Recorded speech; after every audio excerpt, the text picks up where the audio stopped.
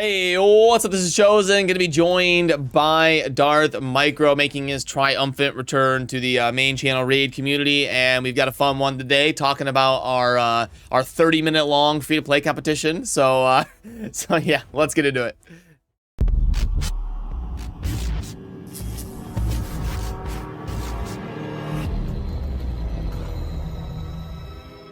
Alrighty, what's up, Darth? How you doing?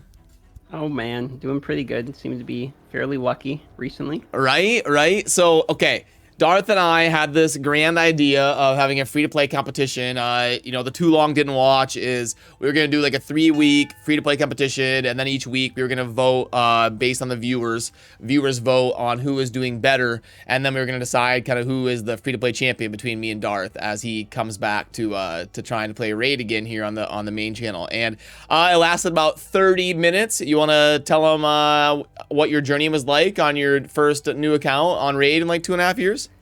Well, the first thing that I did was when I was down there at TwitchCon meeting all you guys in person, I slipped Plarium a 20, and I told them that, hey, look, I have this idea that me and Brad are going to do a competition, and when that happens, I need you to absolutely dumpster your boy Brad, put him in the garbage can. So, unfortunately for Brad, what happened was I might have the best luck of all time, because I pulled Apothecary. First Ancient Shard, I pulled Apothecary.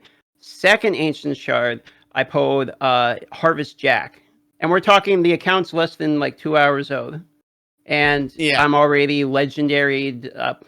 Yeah, that's so ridiculous. And we had the Chosen free to play, by the way, everything free to play accounts. We didn't. Yeah, it's not even like laying out to get that. And yeah. We had the Chosen Excuses bingo board here that I've got pulled up, and Darth almost got bingo right out the gate in the first hour.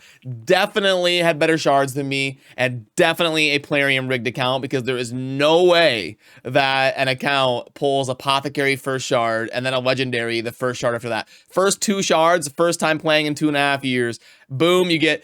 I was looking through the rares in the game, and honestly, there isn't one even close in my opinion. Like from a non-void, like that is that impactful on like the first week of the game.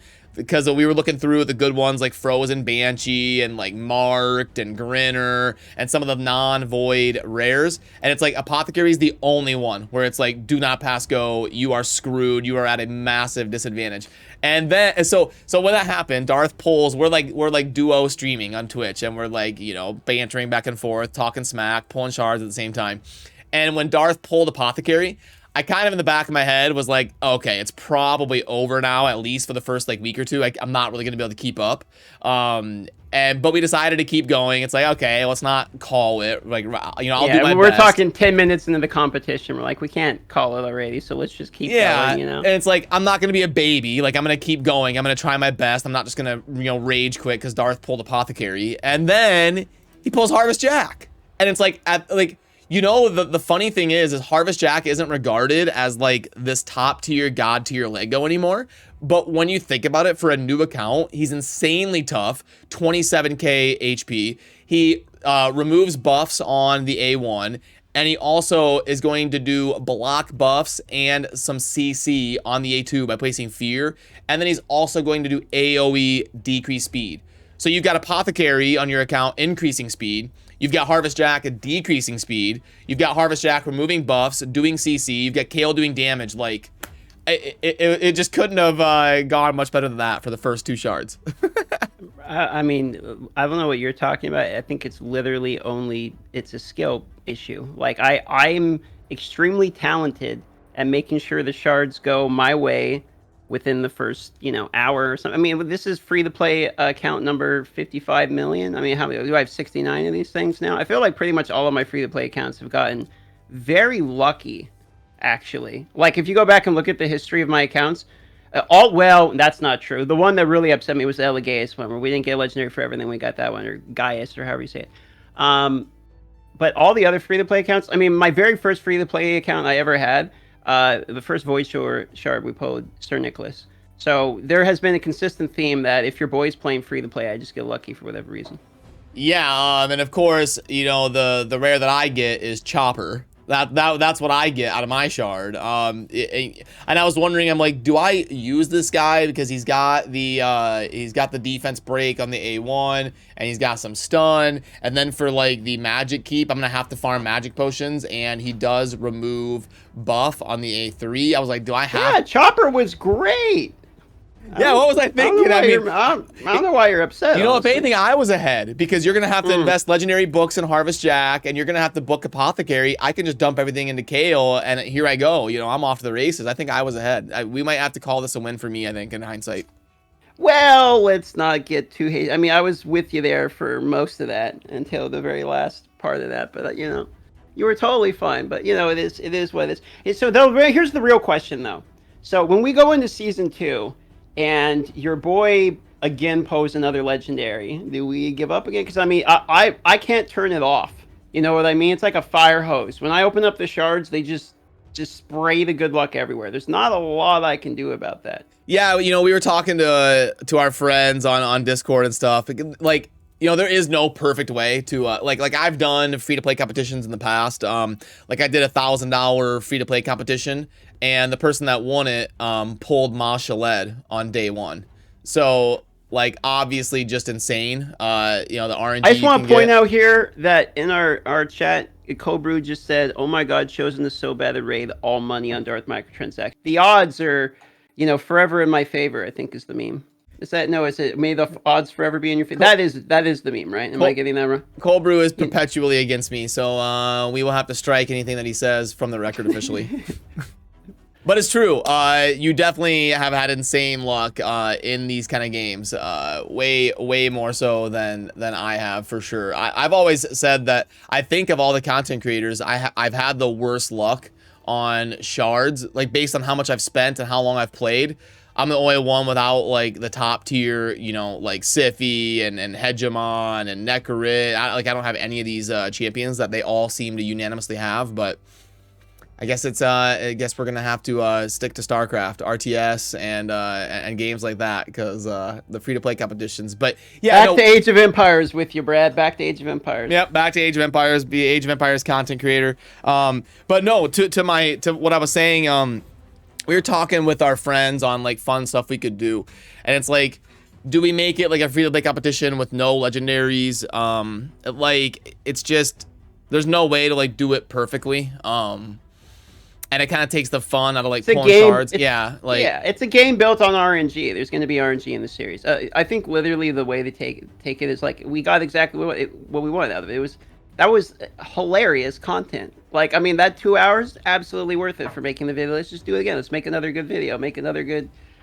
Some people just want to have fun with it, and let's just have fun with it. It will be fairly easy, I think, for us to. We'll just do another one. If we get another legendary right in the beginning, no big deal. We'll rerun it back. But we'll, you know, it doesn't have to be like super stressful. I think it's going to be a good time. I'm actually kind of like excited to do this again.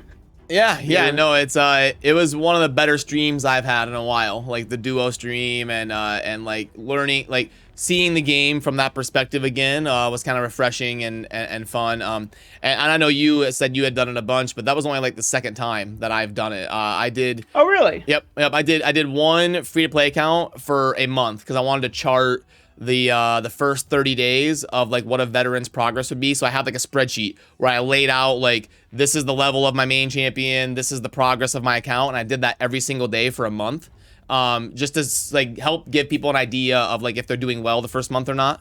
Sure. Which I should probably revisit that topic and like do an article on it or something. It might be interesting for people to see. But yeah, so I've done it once before, and that was like a year and a half ago. I should probably do that again. So I like how we have a very obvious yin yang on this. Like for me, the whole reason I like starting the new accounts is because I just don't focus on anything, and I just like, let's see what the shard gets. What do? I want to try to do dragon. I like the unorganized like chaos of it all, where you just kind of log in and what can I do? Everything's fresh, and then when I start actually making progress, I tend to get more bored. Like I kind of like everything's a struggle in the beginning. Getting that first void shard from the campaign.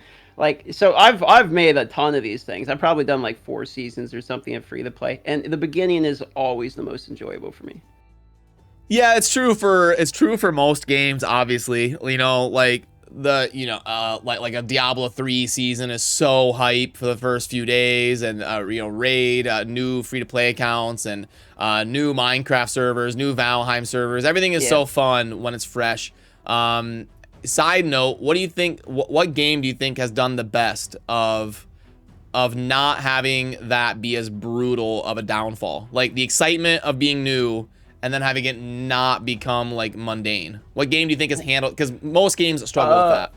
Okay, so I think mostly any competitive round-based format game, like games like Counter-Strike Global Offensive, that's probably the most popular game, I think, right now, still, in terms of replayability from a veteran player standpoint, of people that have been playing it multiple years and still aren't bored of it. Games like that do very well. Games like League of Legends, etc., where you play a game, and often it gets better the better you get at the game and the more knowledgeable you are. Like in League, if you played League 10 years, and if you take the toxicity and the community side out of the league, because everyone mentions that, and you just look at the game perspective, and you say you play League for 10 years, your 10th year is going to be more enjoyable than your 9th year, and your 9th year is more enjoyable than your 8th year, etc., because you know what you're doing more.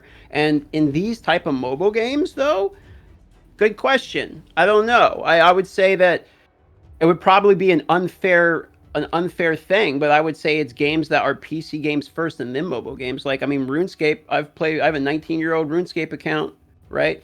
It's on mobile too. Like, they still keep it fresh, and it gets better the older you get. But in our genre of like gacha games, ARPG, I don't think that's a solvable problem. Like, I think it's harder to develop new content at the pace at which people absorb that content. So therefore, at the end of the game, basically, because there kind of always has to be end of games, there will be a diminished return of enjoyability at some point. But I think that's, in particular, more of a niche problem. I don't think it's always that way in all of the genres. Yeah, and we've seen Raid combat this by continuing to add things like Faction Wars, where you have to build more champions, you have to summon more champions. They tried adding something like the Hydra, a more end game mechanic, and the Doom Tower, where you have like secret rooms. So Plarium is really trying to address that, to keep broadening what you need to do. And it might be why they're so popular, is they've maybe managed to do that better than some of the other games in the industry, because they have like 800 champions and so many different ones that you need to get, and so many different situations you need to build for. But yeah, anyway, we're kind of going off topic, but wanted to touch base with Darth and vent my frustrations to you about Darth cheating in our free-to-play competition. There's no way that was legit. I refuse to acknowledge it. There's no way that your first that one guy who said he would rig my account for some what's the meme they say, pay them layers? Is it? I never get paid in layers. There's that 5 gum. It's layers, though, right? Like, I was going to say a joke like the guy who accepted payment in layers, or whatever the meme is, for rigging my free-to-play account. Thank you, because it was an enjoyable video to just create. Like, there's like 300 rares, and you get the only one. Like, the only one that I have to fear as your opponent is Apothecary, and you get just rip it. I mean, we were literally shard. Joking about it before I opened. Like, we opened the first shard, we're like, oh, here comes Apothecary. And like, there it is. I thought he was hilarious. joking, because Darth's like, oh, Apothecary. I was like, what'd you actually get? Like, some chopper meme like I got. He's like, no, I really got Apothecary. I'm like, oh, okay. Like, I wish I could say like I was surprised, honestly, but like the reality is, I have got Apothecary on I think every single free-to-play series except one within like the first 3 days. Like, I'll get Apothecary literally instantly. Like, I'll just open my mystery shards and get them. It's kind of why, like, people always give me shit for like, oh, why don't you save your shards for the 2x? It's because it hasn't been a problem for me. I just open my shit and I get what I want. Like, I mean, it must be nice. It must be I got Sifi the day she was launched on the first Void shard I opened. It must be nice to That's facts. To be so charmed. That is facts. You know what I mean? He's not kidding. Like, he's not kidding. I'm not kidding. These are facts. And then he had a free-to-play account where his first Void shard was Sir Nick, and Sir Nick is insane for new accounts. Yeah. I've had one bad luck account, which was the Ella Gaius one, and that gave me some of the bear content I've had because I got a bitch about it forever. But other than that, like, your boy's lucky in this game. I mean, that's probably, except Dracomorph. I spent 16 grand. It wouldn't be a DM video without mentioning I spent 16 grand on raid chasing Dracomorph. So I probably took an L on that one. But, and I spent $600 on the 10x for Draco and still didn't get it. There's a lot of people that are new to Raid that don't remember the drama around Draco from 3 years ago or 2.5 years ago or whatever. Oh, Draco Gate? Yeah. The Cartman Draco Gate thing? There's a lot of people that aren't even going to be... Whatever happened to him? Is he still doing Raid? I haven't seen or heard from that guy in like 2 years. We don't need to rehash the whole topic, but what happened? Oh, no, I was just curious. It was just, there was drama around Draco. The drama. I was just wondering if he's still in Raid. Because I haven't made a video on this game basically in like over a year. I haven't played the game in longer than that. So... just kind of wondering where everyone is. I noticed there's a lot of new faces in the community, a lot of the old faces, and some faces that have moved on. But it's gonna be kind of fun it's gonna be fun just to fuck around the beginning of the game. I'm just gonna have fun just making. Yeah, there's been like three. Not taking serious. There's been like 3 timelines of Raid. There was like the early days under the first ownership, and then there was when Plarium switched owners. And that was when we got the new wave of like the content creators, and then there's like the late game, like the current day, which is like you got the old school and the new school, and the 2 communities kind of working together and stuff. So yeah, it's been fun to kind of experience it from the start. Darth will experience number 1 and number 3. I've been here for 1, 2, and 3, kind of all the different phases of the community. Yeah, I've definitely not had my head in the game in a while. That's kind of the other reason I'm looking forward to doing this. Here's the end point, because I know this video is dragging on, is that one of the reasons I was kind of excited, like, let's make a new account, sure, is because like there's like twice as many characters now as there used to be. Like basically, I mean, there's a lot of Raid champions now. And when the thing that I think keeps Raid fresh, to go back to that topic, is that they keep putting out new heroes. But because of that, there is so much shit I don't know. So like when I was pulling heroes, it's like, I don't know who that hero is. I don't know who that hero is. I don't know who that hero is. When we were at TwitchCon, I had infinite shards on that fake account, and we were just like YOLOing shards. It's like, I don't know who any of these fucking people are. You know what I mean? So it's going to be kind of fun being a noob again. Yeah, I think the game released with... I think it's doubled. I think it's officially doubled. I want to say it was close to 400 champions on launch, and I want to say it's like 750 now. So it's about exactly doubled in its lifespan. But I could be wrong. Someone let me know if I'm wrong. But yeah, anyway, Darth is up 1-0 on the verse chosen challenges here. We had to give him credit for the dub there, and yeah, it was fun. We'll let us know down below if you have any fun ideas that would be cool for competitions and content. And we're always trying to think of fun ways and exciting things to do around. We're trying to mix it up. That's right. Over the years, we've all got plenty of comments like, "Oh, another Code Heart guide." Like, can we? You know what I mean? People are always like farming the views or whatever. It's like, we're trying to do something fun. We're trying to shake it up. We're trying to get some new entertaining content. Now, this is us out here trying.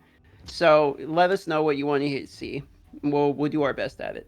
Putting a little effort into the editing and stuff. Now, I hired an editor, so I'm putting some work into trying to make the Raid content not so boring.